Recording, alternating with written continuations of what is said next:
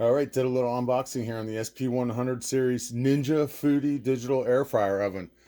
First of all, this thing weighs 19 pounds, 19 inches this way, and it is about, let's say, 15 inches this way.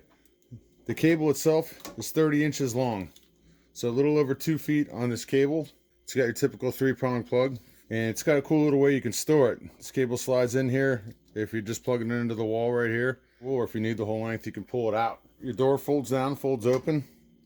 Items that come with it are the air fryer basket, the sheet pan that comes with it, the rack, and there's a crumb tray that comes with it.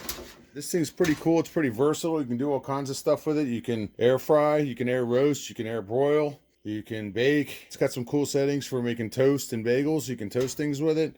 Here's something I just noticed.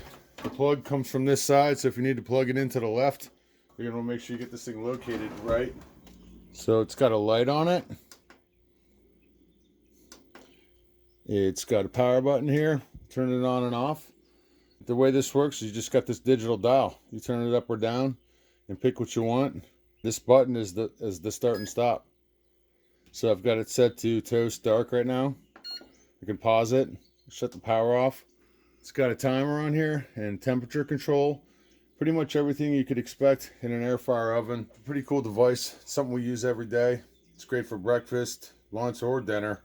And it's so versatile, you can do a whole lot with it, but it's pretty cool. This is the Ninja Foodi digital air fryer oven.